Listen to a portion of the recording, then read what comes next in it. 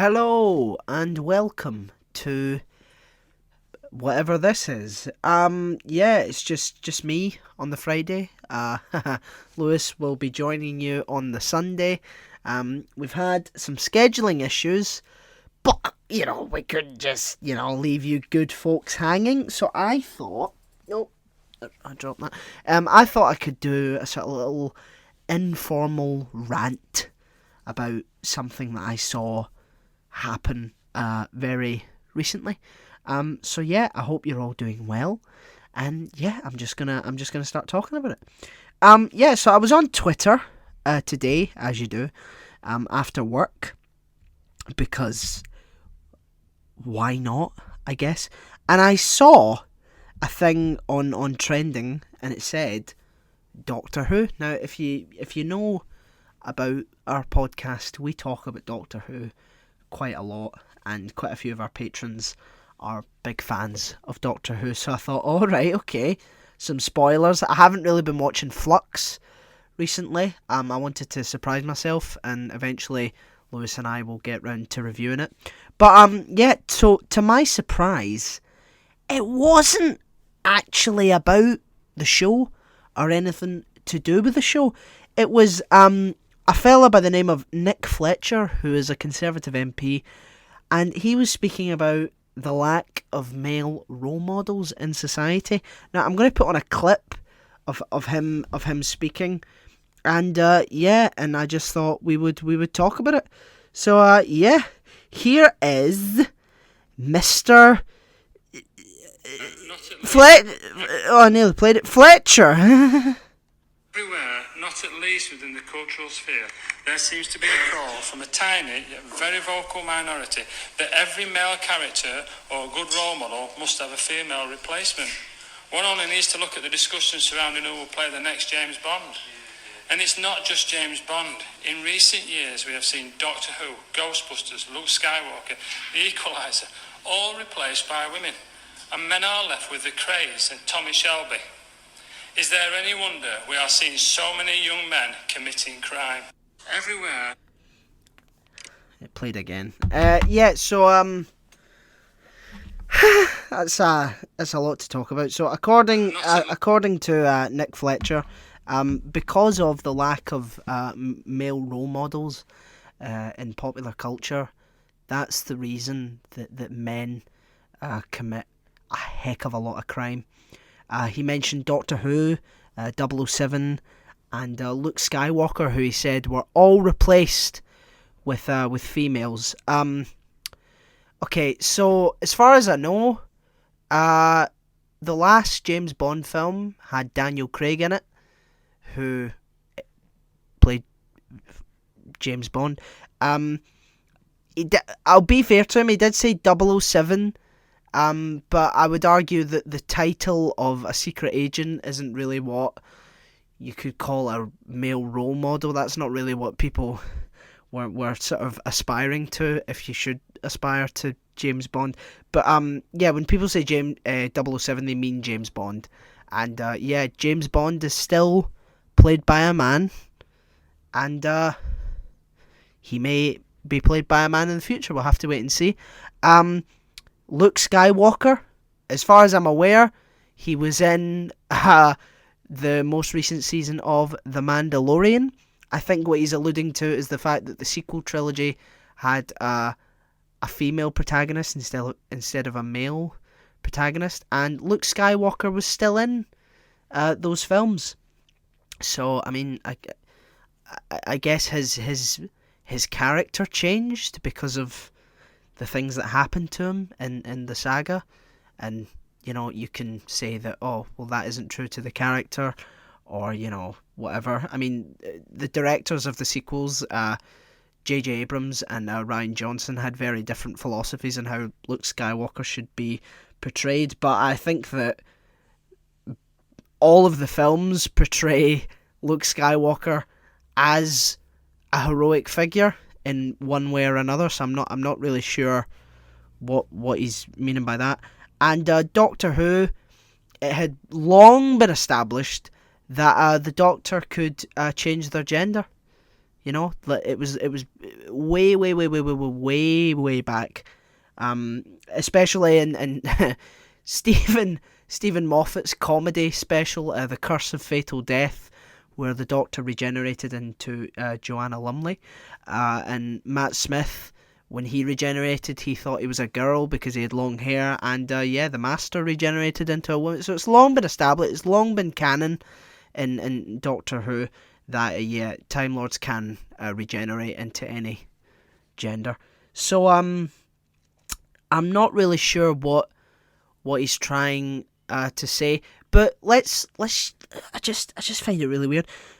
Even if all of these characters had been replaced by women, and not in the weird, vague way of having more women in films, because, that, why shouldn't we have that? I think that's what he's maybe having a problem with, but I can't say that. It would be very unfair of me to accuse him of that. But even if they had all been ruthlessly changed, and, it's going to be all women from now on, I don't see why you couldn't look up to those people as role models.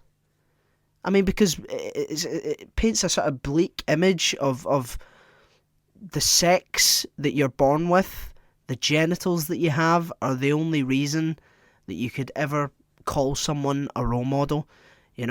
For many people, their mums are a role model, their grands, their aunties, their partners, their girlfriends or whatever. Those people can be role models. Female celebrities, for example, I know for a fact that Miriam Margolyes is a fucking role model of mine. I tell you that. I think she's absolutely fantastic, and I think everyone should aspire to be the lovely, lovely person that she is. So I just don't buy that, men can't relate to women or can't look at them as role models in their life, because I think that's very cheap, and it would make society a whole lot bleaker if we could only relate to those that have the same genitals as us.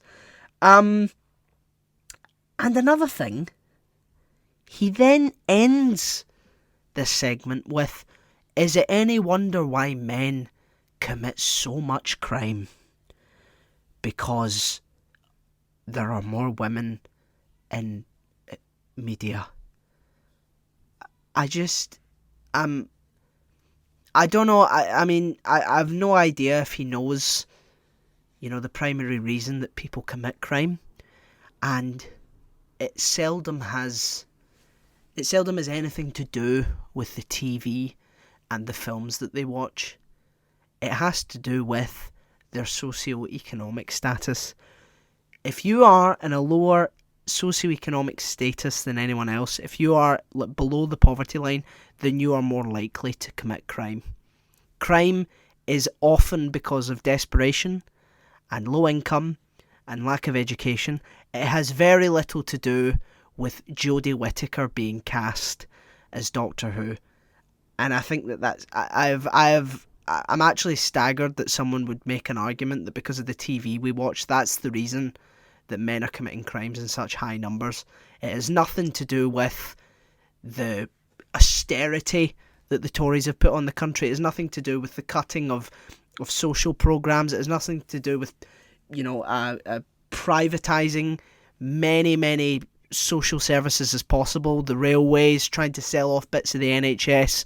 It has absolutely nothing to do with that. The faux Thatcherism that has dominated our country since Thatcher died, it kept on with Tony Blair, and is still going on with the current administration. So that has absolutely nothing to do with it, and it is because 007, a code name for a fictional character, is now played by a black woman. That's the reason. That's the reason that men commit crime. That's the reason why we are rife with criminality. I hope that anyone listening to that... Oh, I got an email. I got another one. I hope that anyone listening to this man's analysis of crime in the UK can say, yeah, maybe we should solve the massive societal problems that affect so many people before we start worrying about what TV we watch. Am I saying that TV and film don't have cultural significance? No, absolutely not. But I don't think it's because of that. I think that TV and film often take their cue from the way that society shifts. And if things are more progressive and things are more inclusive when it comes to ethnic minorities getting parts in films, or whether there are more female roles in Hollywood, I think that that's probably because we've shifted that way, not the other way about. I don't think that TV and film and media in general, like video games and books and things like that, I don't think that they dominate us as much as Nick Fletcher would like us to believe. But that's just me. And if it was true, then yeah, God help us, I guess. But luckily, it isn't. So yeah, this has just been a quick one. I like Doctor Who, I like James Bond, and I like Star Wars, and the fact that there are more women in it have very little to do with the amount of crime I commit, which is a lot. I'm joking. Okay, I don't commit crimes. I'm a very good boy, spelled BOI. So yeah. Thanks so much for listening, and I hope you all have a very lovely cold November evening, and know that I love you. Yeah, just before I go, we have a Patreon, and we take the opportunity, as we do every week, to thank our wonderful, wonderful, wonderful patrons. Chloe, thank you. Darius, thank you. Peter, thank you. Aditya, thank you. Natalie, thank you.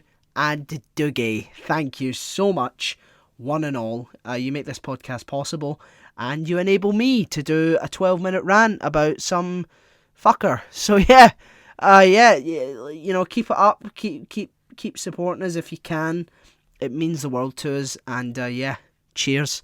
I'm not going to do any more shilling because I think it would ruin the conciseness of my well-developed arguments. So I'll just say good night, good morning, whenever you're listening to this, and yeah, have a good one.